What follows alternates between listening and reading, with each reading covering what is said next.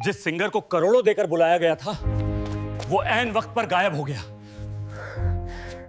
आज अगर ये इवेंट फेल हुआ तो सब खत्म।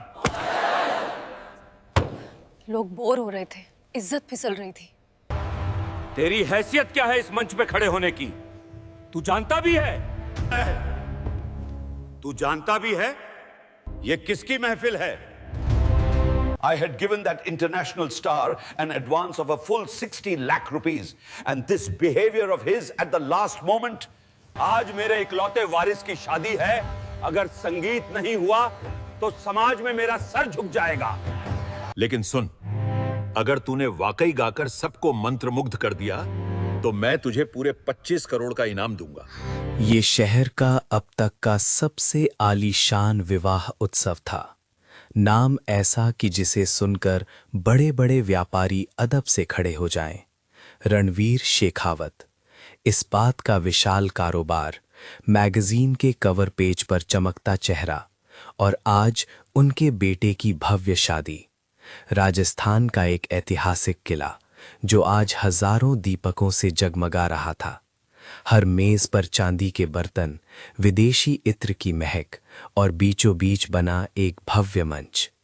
बड़ी एलईडी स्क्रीन्स पर वर वधू की तस्वीरें चल रही थीं, लेकिन उस भव्यता के बीच एक खामोशी थी। जिस मशहूर गायक को शेखावत ने भारी रकम देकर बुलाया था, उसने आखिरी समय पर हाथ खड़े कर दिए। शेखावत का चेहरा गुस्से से लाल था। मैंने उसे मुंह मांगा पैसा दिया था, वे दांत पीसते हुए बोले। इवेंट मैनेजर पसीने से तरबतर था। सर, हम विकल्प ढूंढ रहे हैं। कोशिश से मेरी साख वापस आएगी, शेखावत दहाड़े। मेहमानों के बीच चर्चा शुरू हो गई। इतना बड़ा नाम और इंतजाम में इतनी बड़ी चूक। उसी किले के एक कोने में जहां अतिरिक्त कुर्सियां रखी थीं, एक लड़का खामोश बैठा था। उम्र लगभग 18 साल। मैला सा कुर्ता, धूल भरी पैंट और चप्पल की एक टूटी हुई डोरी जिसे उसने सुतली से बांध रखा था। वो वहां न मेहमान था न कर्मचारी। वो बस किसी तरह अंदर घुस आया था, क्योंकि उसने 2 दिनों से अन्न का दाना नहीं चखा था। उसका नाम था आर्यन। प्लेट में रखी सूखी रोटियां उसके लिए किसी शाही दावत जैसी थीं, लेकिन आर्यन का ध्यान भोजन पर नहीं बल्कि उस सूने पड़े माइक पर था। उसने मंदिर के जगरातों और बस स्टैंड पर रेडियो की धुन सुनकर सुरों को समझा था। उसकी माँ कहा करती थी, बेटा, जब तू गाता है तो ईश्वर भी सुनने उतर आता है। आर्यन ने हाथ साफ किए और अचानक खुद को मंच की ओर बढ़ते हुए पाया। वो जानता था कि उसके कपड़े फटे हैं, वो इस महफिल के लायक नहीं दिखता, लेकिन उसे अपनी आवाज़ पर भरोसा था। वो सीधे रणवीर शेखावत के सामने खड़ा हो गया। शेखावत किसी पर चिल्ला रहे थे। तभी एक शांत आवाज़ आई, हुजूर, अगर इजाज़त हो तो मैं कोशिश करूं। चारों ओर सन्नाटा छा गया। शेखावत ने मुड़कर देखा। एक दुबला पतला लड़का, फटे हाल, लेकिन आंखों में हज़ब की चमक। शेखावत कड़वाहट से हंसे। ये शादी है लड़के, कोई गली का नुक्कड़ नहीं। आर्यन ने निडर होकर कहा, अगर मैंने गाया और आपकी महफिल दोबारा जिंदा हो गई तो क्या आप अपना वादा निभाएंगे? शेखावत की आंखों में एक चुनौती दिखी। उन्होंने उंगली उठाकर कहा, अगर तूने मेरा मान बचा लिया तो 25 करोड़ तेरा इनाम होगा। महफिल में जैसे सांसें थम गईं। आर्यन ने बस एक बार मुस्कुराया। लोगों को लगा ये पागलपन है, पर आर्यन के लिए ये उसकी जिंदगी का सबसे बड़ा मौका था। क्या नाम है तेरा? शेखावत ने पूछा। आर्यन, लड़के ने जवाब दिया। कहां से आया है? पास की बस्ती से साहब। किसी ने उपहास किया, किसी ने ताना मारा। बस्ती का लड़का और 25 करोड़ का सपना, वाह! आर्यन की मुट्ठियां भिंच गईं। उसने मंच की ओर कदम बढ़ाए। जैसे ही आर्यन ने माइक थामा, लाइटें उसकी आंखों में चुभ रही थीं। नीचे बैठे अमीर चेहरे उसे परछाइयां लग रहे थे। उसने आंखें बंद कीं। उसे अपनी झोपड़ी की टपकती छत और मां का थका हुआ चेहरा याद आया। उसने एक गहरी सांस ली और पहला सुर छेड़ा। आवाज इतनी साफ, इतनी रूहानी कि जैसे किसी ने शोर भरी किले में ठंडी हवा का झोंका छोड़ दिया हो। पूरा हॉल सुन हो गया। कोई फुसफुसाहट नहीं, कोई शोर नहीं। आर्यन की आवाज में कोई बनावटीपन नहीं था, बस एक सच्चा दर्द और रूह की पुकार थी। पहली लाइन खत्म होते होते शेखावत के चेहरे का गुस्सा गायब हो गया। दूसरी लाइन में आर्यन की आवाज और खुली। अब वो गा नहीं रहा था, वो अपनी पीड़ा को सुरों में पिरो रहा था। वहां मौजूद एक संगीत पारखी ने बुदबुदाया, इसने संगीत सीखा नहीं, इसने इसे जिया है। जब आलाप आया तो आर्यन ने अपनी पूरी ताकत झोंक दी। लोग खाने की प्लेटें भूल कर उसे देखने लगे। शेखावत को महसूस हुआ कि ये लड़का उनकी इज्जत नहीं बल्कि उनकी आत्मा को छू रहा है। गाना खत्म हुआ। आखिरी नोट हवा में कुछ देर गूंजता रहा। एक पल, दो पल और फिर पूरा किला तालियों की गूंज से दहल उठा। रणवीर शेखावत, जो अब तक कठोर बने खड़े थे, खुद चलकर मंच की ओर बढ़े। उन्होंने माइक लिया और बोले, आर्यन, तूने आज मुझे एक बड़ी बात सिखा दी। मैं समझता था पैसा आवाज खरीद सकता है, पर तूने साबित कर दिया कि आवाज रूह की होती है, पैसों की नहीं। शेखावत ने ऐलान किया, 25 करोड़ इस आवाज की कीमत नहीं हो सकते। ये पैसा अब आर्यन के नाम से एक ऐसी संस्था ले जाएगा जो झुग्गियों के टैलेंट को तराशेगी, और आर्यन आज से मेरे परिवार का हिस्सा है। आर्यन की आंखों से आंसू बह निकले। पहली बार उन आंसुओं में डर नहीं, सुकून था। तभी संगीत जगत के दिग्गज विक्रम राजवंशी मंच पर आए। उन्होंने आर्यन के कंधे पर हाथ रखा। बेटा, संगीत की दुनिया में तेरा स्वागत है।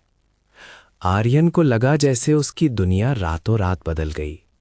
उसे नए कपड़े मिले, रहने को घर मिला, पर उसने अपनी फटी हुई कमीज को एक फ्रेम में मढ़वा लिया। वो कहता था, ये मेरा आधार है। 3 महीने बाद आर्यन का पहला प्रोफेशनल गाना रिलीज हुआ। शहर के हर कोने में वही आवाज गूंज रही थी। लोग रेडियो पर उस आवाज को सुनकर रुक जाते थे। वही आर्यन जो कभी एक निवाले के लिए तरसता था, आज हजारों के लिए प्रेरणा बन चुका था। एक दिन वो फिर उसी रिजॉर्ट में खड़ा था, इस बार एक सफल गायक के रूप में। उसने देखा कि कुछ गरीब बच्चे गेट के बाहर खड़े अंदर की रोशनी देख रहे थे। आर्यन मंच से उतरा, उनके पास गया और अपना माइक एक छोटे बच्चे के हाथ में थमाते हुए बोला, गाओ, क्योंकि तुम्हारी आवाज ही तुम्हारी पहचान है। रणवीर शेखावत के उस वादे और उस एक रात ने आर्यन की तकदीर तो बदल दी थी, लेकिन दुनिया की नज़र में वो अब भी वही बस्ती वाला लड़का था। 25 करोड़ का ट्रस्ट बन चुका था। आर्यन अब शेखावत के गेस्ट हाउस में रहने लगा था, जहां की दीवारें उतनी ही सफ़ेद थीं जितनी उसकी माँ के बाल। लेकिन आलीशान बिस्तर पर लेटे हुए भी आर्यन को नींद नहीं आती थी। उसे डर लगता था कि कहीं ये सब एक सुंदर सपना ना हो जो सुबह आँख खुलते ही टूट जाएगा। विक्रम राजवंशी, जो संगीत जगत के बहुत बड़े नाम थे, उन्होंने आर्यन को अपने पर्सनल स्टूडियो में बुलाया। स्टूडियो की कांच वाली दीवारों के पीछे जब आर्यन खड़ा हुआ और उसके कानों पर भारी हेडफोन लगाए गए तो उसे घबराहट होने लगी। सामने बड़े बड़े म्यूजिक कंपोजर्स बैठे थे। विक्रम जी ने माइक पर कहा, आर्यन, उस रात तुमने एक महफिल में गाया था, वहां भावनाएं थीं, लेकिन आज तुम रिकॉर्डिंग कर रहे हो। यहां हर एक सुर की बारीकी देखी जाती है। क्या तुम तैयार हो? आर्यन ने गला साफ किया, लेकिन जैसे ही उसने गाना शुरू किया उसका गला रुक गया। वो सुर नहीं पकड़ पा रहा था।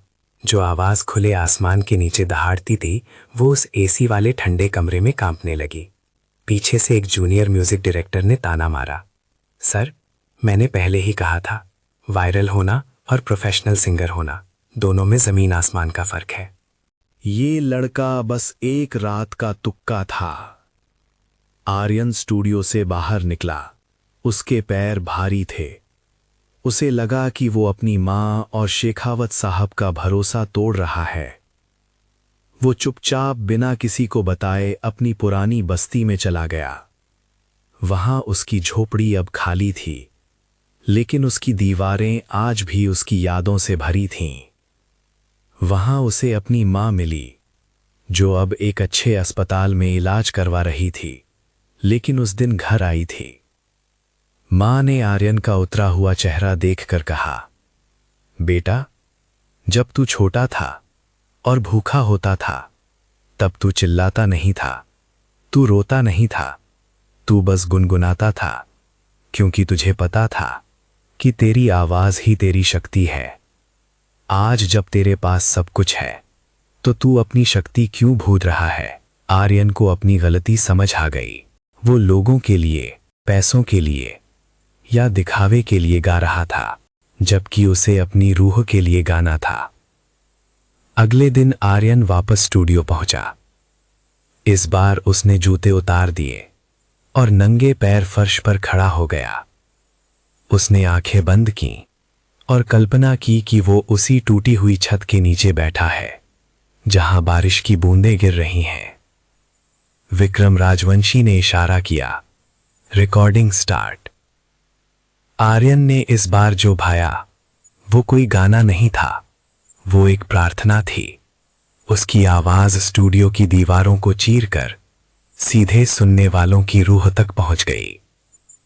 रिकॉर्डिंग रूम के बाहर खड़े लोगों की आंखों में आंसू थे। विक्रम जी ने गाना खत्म होने के बाद केवल इतना कहा, आज भारत को उसका नया तानसेन मिल गया है। लेकिन सफलता के साथ दुश्मन भी आते हैं। जिस बड़े गायक ने शेखावत साहब की शादी में आने से मना किया था, उसका नाम था जोरावर। जोरावर को लगा कि एक मामूली लड़के ने उसकी जगह ले ली है। उसने मीडिया में खबरें फैलानी शुरू कर दी कि आर्यन की आवाज ऑटो ट्यून की गई है और वो लाइव नहीं गा सकता।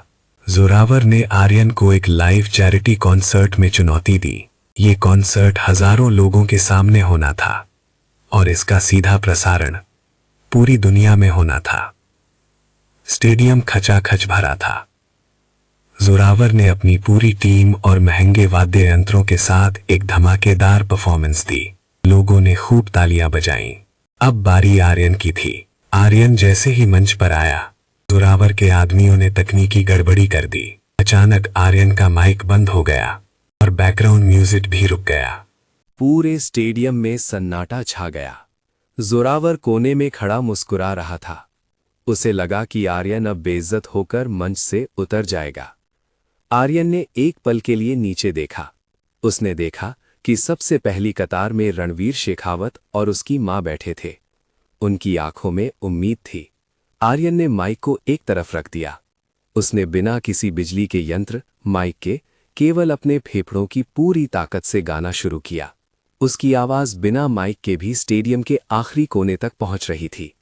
ये बिना साज का संगीत था। हजारों लोग अपनी सीटों से खड़े हो गए। स्टेडियम की लाइटें बंद थीं, लेकिन लोगों ने अपने मोबाइल की टॉर्च चला ली।